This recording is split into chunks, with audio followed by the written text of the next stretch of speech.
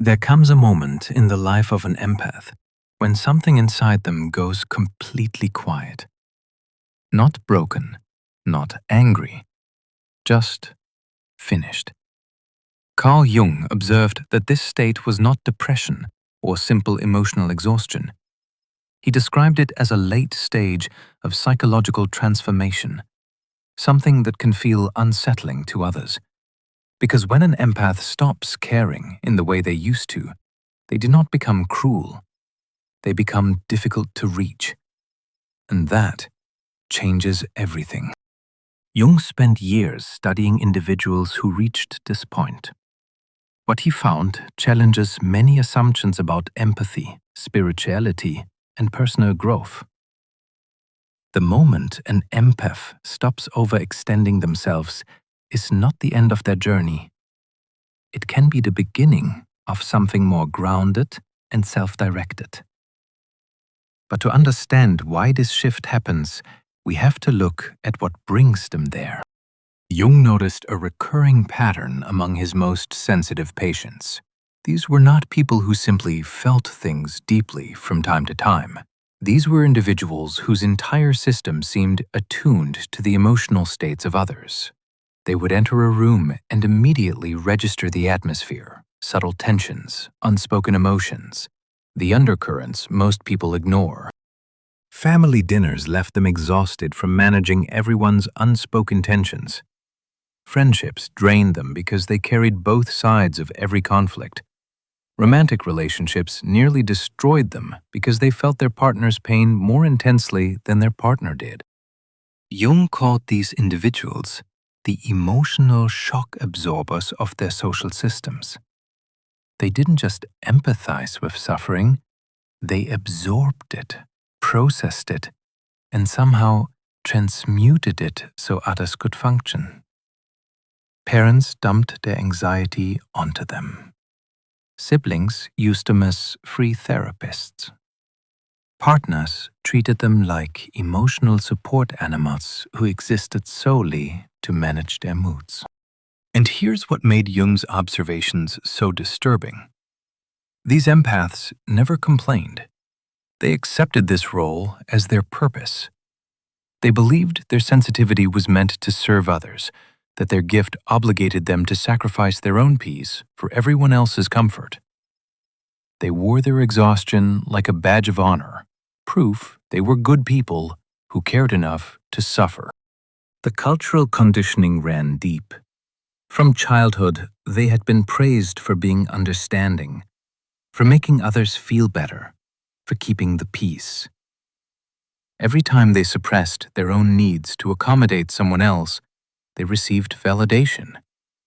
Every time they absorbed someone's anger to prevent conflict, they were told they were mature beyond their years.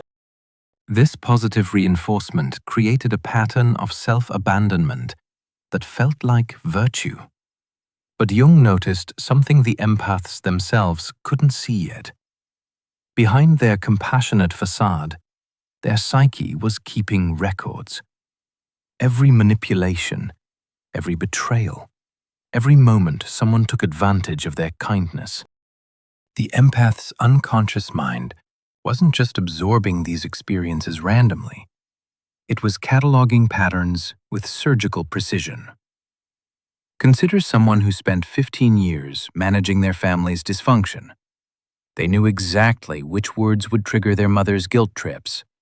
They understood the precise emotional sequence their father used to avoid accountability. They could predict when siblings would manufacture crises to regain attention. They had mapped every psychological game being played around them with the accuracy of a cartographer charting familiar territory. But here's what Jung found most remarkable. Despite possessing this knowledge, they never weaponized it, not once. They just kept absorbing, kept caring, kept giving, until something fundamental inside of them began to crack. Their consciousness had become a detailed archive of everyone else's patterns, while their own needs remained buried under layers of service and sacrifice. This created what Jung identified as a dangerous psychological split. On the surface, the empath appeared functional, even thriving in their role as caretaker. But beneath that surface, resentment was accumulating like pressure in a sealed container. Not conscious resentment that could be expressed and released, but unconscious resentment that poisoned their sense of self. The breaking point rarely comes from small conflicts or ordinary disappointment. It comes from betrayal deep, disorienting betrayal from someone the empath once protected, defended, and loved without condition. Carl Jung identified this kind of moment as a psychological catalyst, a point where the individual is forced to confront parts of themselves they had long avoided. The pattern appears again and again. Someone discovers a partner's infidelity after years of holding that relationship together, managing emotional instability, anxiety, or depression. An adult child realizes a parent has been speaking harshly about them behind their back, despite decades of being the emotional anchor for the family. A close friend uncovers painful deception after years of loyalty, support, and trust. What makes these moments so overwhelming is not just the betrayal itself. It is the sudden realization that the signs were there all along. The intuition had been speaking, sometimes for months, sometimes for years, but it was ignored, softened, or silenced. And in that recognition, something fundamental begins to shift. They had chosen to believe the best in someone who was showing them exactly who they were. They had betrayed themselves to maintain their fantasy of who others could become. This self-betrayal cut deeper than the external betrayal. The empath realized they had participated in their own exploitation. They had ignored their inner voice, dismissed their gut feelings, and overridden their boundaries to maintain relationships that were destroying them. The anger they felt wasn't just toward the betrayer. It was toward themselves for allowing it to continue long after they knew better. That realization shattered something fundamental, not their heart, their illusions. Jung called this the withdrawal of projections. The empath had been projecting goodness, potential, and innocence onto people who didn't possess these qualities.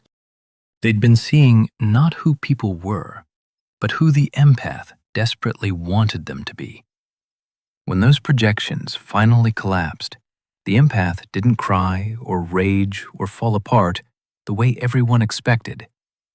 Instead, something far more terrifying happened. They became quiet, unnaturally calm. Their eyes changed, not with tears, but with clarity. The fog lifted, and for the first time in their lives, they saw reality without the distortion of their desperate hope. If this message resonates with you, like the video and comment, "I am done." Jung described this moment as one of the most chilling psychological transformations he had ever witnessed in his clinical practice. The empath stopped performing emotional labor. They stopped managing other people's feelings. They stopped explaining, justifying for their own needs. They didn't announce these changes. They didn't make dramatic declarations. They simply stopped participating in the dysfunctional systems they had been holding together. Family members who had relied on them to mediate conflicts suddenly found themselves having to face each other directly. Partners who had used them as emotional crutches discovered they could no longer provoke the familiar reactions. Friends who had treated them as free therapists encountered boundaries where endless availability used to be. The empath had withdrawn their energy from the emotional economy that depended on their exploitation. And here's what made this transformation so disturbing to others. The empath wasn't angry. Anger would have been familiar, manageable, something others could work with or manipulate. They knew how to handle the empath's anger because it always dissolved back into forgiveness and resumed caretaking. This wasn't anger. This was complete indifference to the emotional games that used to control them. People around them tried everything to provoke the old responses. They manufactured crises. They tried everything to pull the empath back into the old dynamic, playing the victim, using guilt, subtle manipulation. But nothing worked. Something fundamental had shifted. The empath was no longer emotionally entangled in the same way. They could observe these patterns with a kind of distance, almost like watching something predictable unfold. Carl Jung described this stage as the integration of the shadow. Every empath carries parts of themselves they were taught to suppress. The part that sets boundaries, that prioritizes their own needs, that refuses to rescue others at their own expense. For a long time, these traits may have been labeled as selfish or wrong. Society often praises self-sacrifice, and many environments reward people for ignoring themselves to take care of others. But Jung saw this differently. He understood that this shadow was not something evil. It was protective. It was a psychological defense, a necessary part of maintaining balance. When the empath finally integrates this side of themselves, they don't become cold or cruel. They become more whole. The selfish shadow merged with a compassionate light, creating something society had never prepared for. An empath who could feel everything, but chose consciously where to direct that feeling. An empath who saw through manipulation, but no longer felt obligated to pretend they didn't. An empath who loved deeply, but only those who had earned access to that love through reciprocity and respect. This is what Jung meant by the final stage of spiritual awakening, not transcending the ego, but integrating all aspects of the self into conscious choice. The empath had spent their entire life caring for others at their own expense. Now they were learning to care for themselves with the same intensity they had once given away so freely. This wasn't selfishness. This was self-preservation finally being honored as sacred. The shift in energy was immediate and unmistakable. Where the empath had once radiated warmth indiscriminately, they now emanated something more selective. Not coldness, but consciousness. They no longer leaked emotional energy to anyone who demanded it. Their presence felt different, grounded, impenetrable. They had become what Jung called selectively empathetic. This selectivity looked like boundaries to some and cruelty to others. The empath stopped responding to manipulative texts immediately. They let phone calls from energy vampires go to voicemail.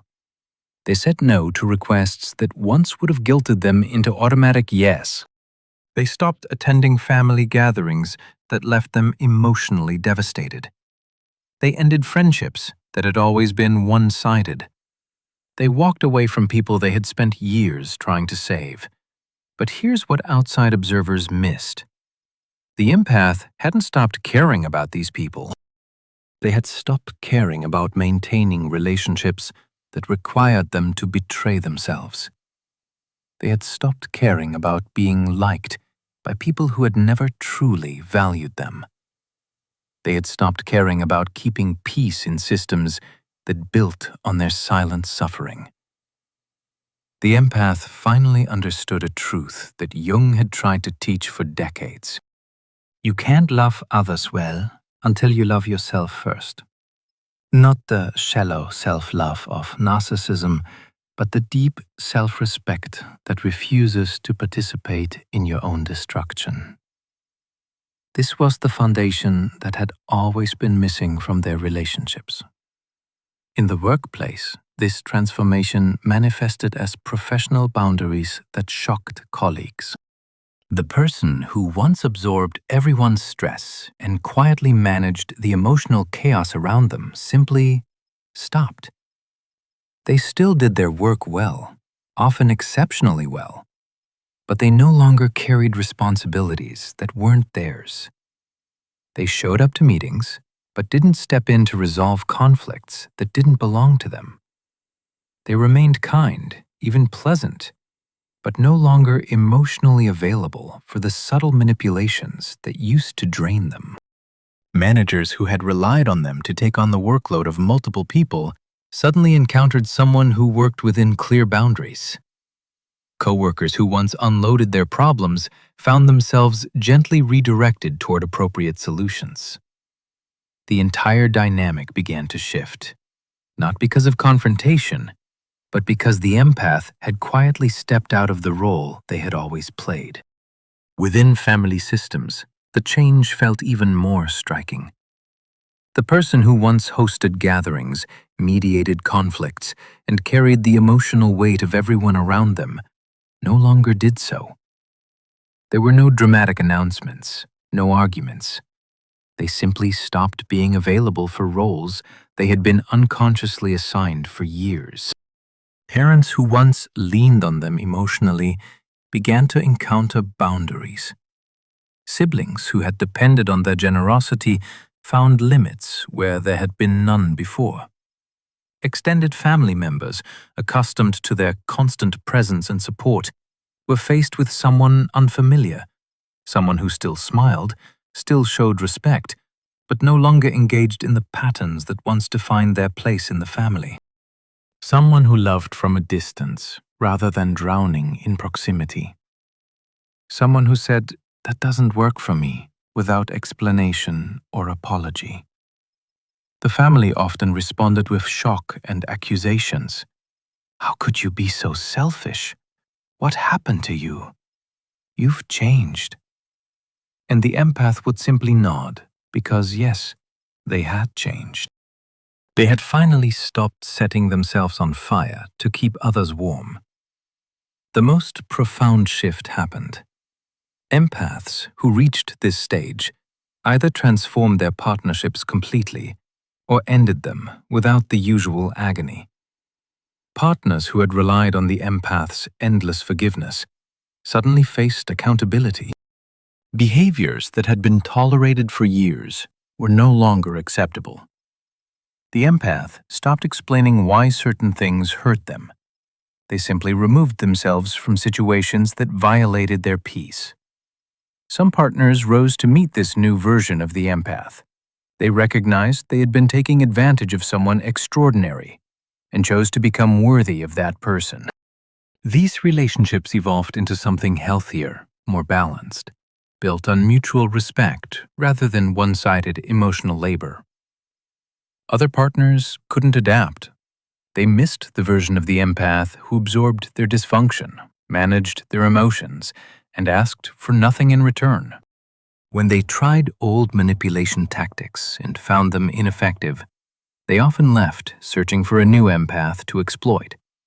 And the awakened empath let them go without the usual pain, recognizing the departure as protection rather than loss. Jung observed that this indifference caused panic in the empath's social circle, not because the empath became mean or vindictive, but because their absence revealed how much dysfunction they had been concealing. Family systems that seemed functional fell apart without the empath holding them together. Friendships that seemed deep revealed themselves as parasitic. Workplaces that ran smoothly descended into chaos without the empath's invisible emotional labor. The people who once benefited from the empath's quiet overgiving eventually began to realize what had changed. But by that point, the empath was no longer waiting for recognition.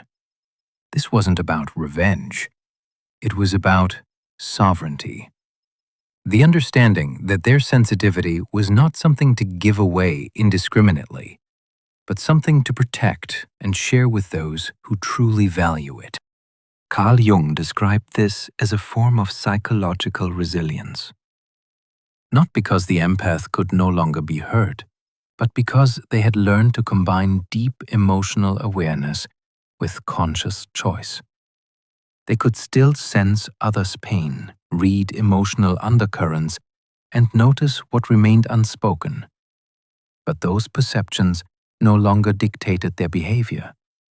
They were no longer controlled by what they felt. They became the ones directing it. At this stage, something else begins to emerge. Their awareness sharpens. Patterns become easier to recognize. They may notice manipulative behaviors earlier, things like excessive flattery, inconsistent promises, or subtle distortions in communication. Their sensitivity starts to function as a kind of internal guidance system, helping them step back before becoming entangled.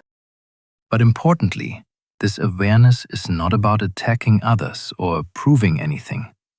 It's about discernment. They don't need to expose, confront, or dominate.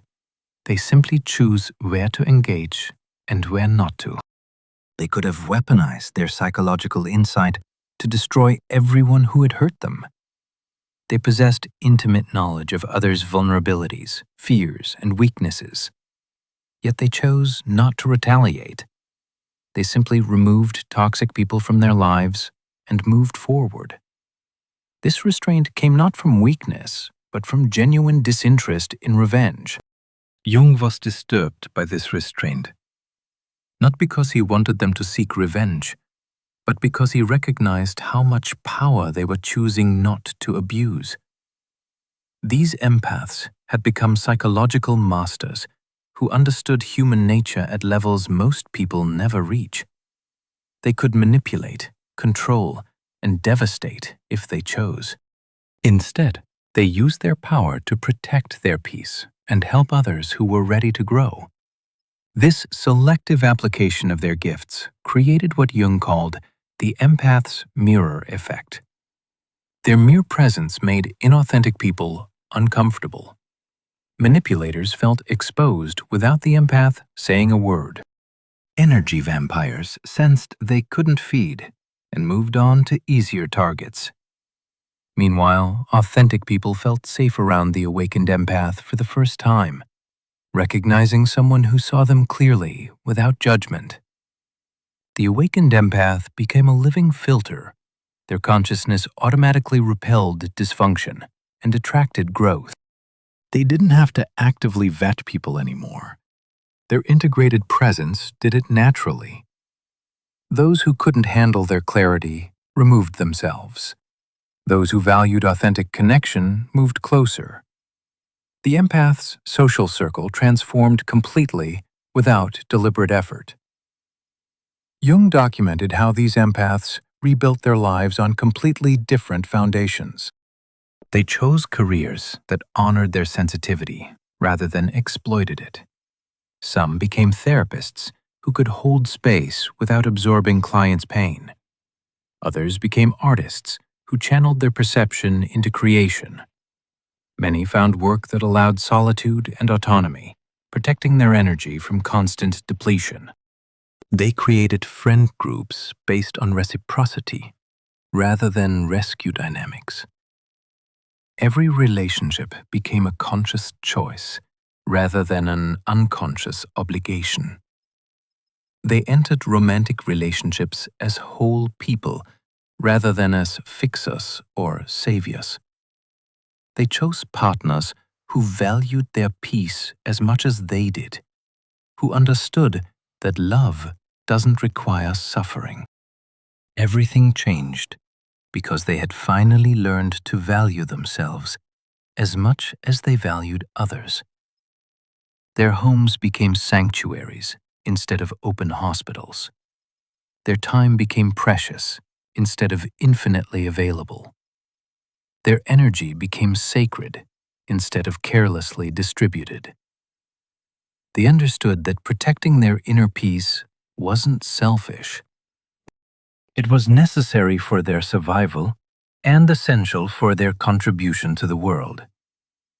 This is the moment stopping caring about others' dysfunction became the moment of finally caring for their own soul, the ultimate act of self-love. Not narcissism or selfishness, but the recognition that their empathy was a gift that deserved protection, boundaries, and conscious direction. They had learned what Jung tried to teach all his patients. You cannot pour from an empty cup, and martyrdom serves no one. Jung understood this transformation as the birth of a sovereign individual, someone who had moved through unconscious empathy, through betrayal and breaking, through shadow integration, and emerged as a conscious chooser of their own reality. They no longer reacted to others' emotional demands. They responded from a place of integrated wholeness. Every action became intentional rather than reactive. The empath who stops caring hasn't lost their humanity. They found their power. They haven't become cold. They've become conscious. They haven't stopped loving. They've learned to love themselves with the same fierce devotion they once gave away indiscriminately. This evolution represents the highest form of psychological development Jung identified in his work. This is why Jung called it the final stage of spiritual awakening. Not because there's nowhere left to grow, but because the empath has finally integrated the fundamental lesson. Their sensitivity becomes something they protect, not something they give away without thought. Their energy gains value. Their peace becomes something they no longer negotiate. And anyone who cannot respect those boundaries simply no longer has a place in their life. This is not cruelty. It is clarity. The awakened empath becomes something rare, someone who can feel deeply without losing themselves, someone who can love fully without enabling dysfunction, someone who can see clearly without becoming bitter. They embody a balance, compassion with wisdom, kindness with strength, empathy with self-possession. This transformation is not a loss. It is a quiet victory, not over other people, but over the conditioning that once convinced them their worth depended on how much they could sacrifice. The empath who stops trying to maintain peace in unhealthy systems has finally begun to create peace within themselves. They move beyond the belief that goodness requires suffering or that love demands self-abandonment. The moment an empath stops overextending is not the end of their story. It is the beginning of a more grounded and self-directed way of being. And perhaps that is what the world needs more of. Not people who lose themselves in giving, but people who understand how to offer care with awareness, intention, and choice. If you recognize yourself in this shift, it is not something that happened by accident. It is the result of everything you have learned, endured, and finally understood. And in that understanding, there is a different kind of freedom. One that comes from being fully present without losing who you are.